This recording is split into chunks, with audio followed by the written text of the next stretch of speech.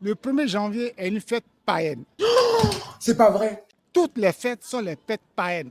Que ce soit la Pentecôte, que ce soit l'Ascension. Ce sont les fêtes inventées par l'homme.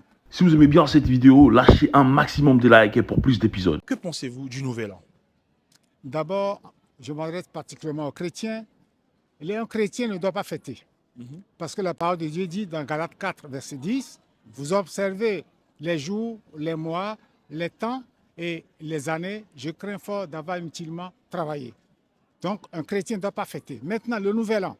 Comme j'avais dit pour la Noël, le Nouvel An, celui qui fête le Nouvel An fait allégeance au dieu Janus.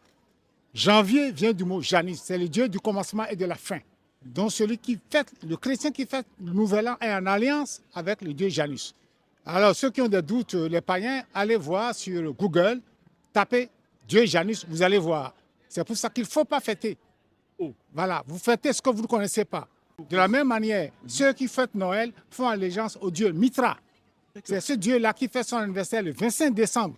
Et l'empereur Constantin, qui n'est pas un chrétien, un païen, qui a essayé de mélanger le catholicisme avec le paganisme, a introduit le 25 décembre pour les catholiques. C'est pour ça qu'on dit que le christianisme n'a rien à voir avec la fête du 25 décembre Noël. Le 1er janvier est une fête païenne. Toutes les fêtes sont les fêtes païennes.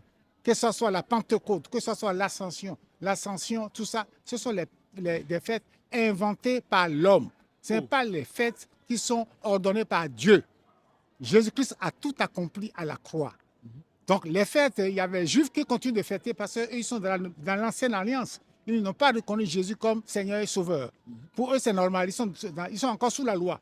Ils ont les 613 commandements à respecter. Voilà, c'est un choix. Ils attendent le Sauveur alors que le Sauveur est déjà venu. Si le Seigneur Jésus revient, c'est pour enlever son Église.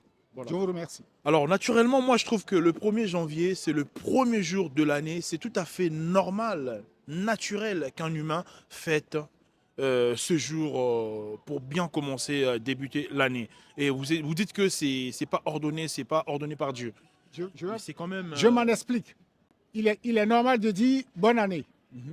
On souhaite les vœux. Comme on dit bonjour, comme on dit bonsoir, comme on dit bonne nuit. C'est la célébration qui est interdite. C'est la fête qui est interdite. Quand vous fêtez pour le dieu Janus. Mais là, c'est normal, en fait. Les gens, ils fêtent, en fait, parce qu'ils sont rentrés dans une nouvelle année.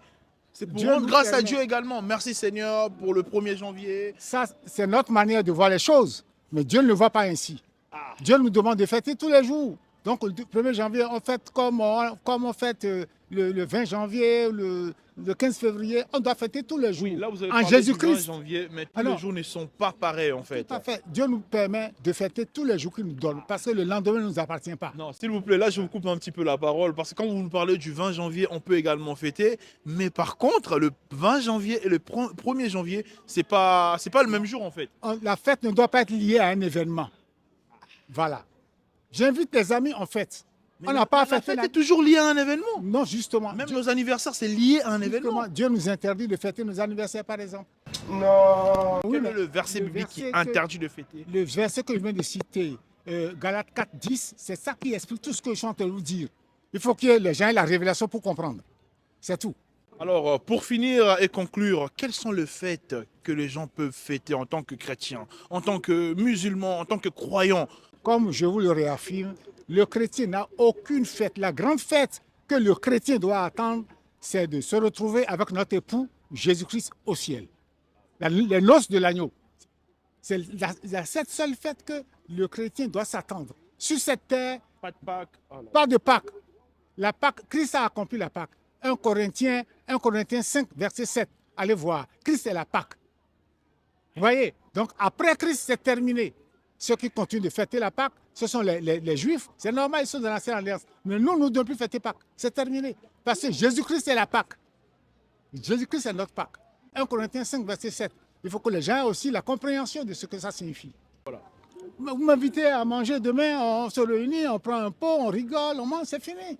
On n'a pas à attendre l'anniversaire pour faire une fête. Ou le nouvel an pour faire une fête, pour offrir un cadeau. Ou Noël pour faire une fête, offrir un cadeau. Non, on peut s'offrir des cadeaux toute l'année. En tout cas, merci beaucoup, monsieur.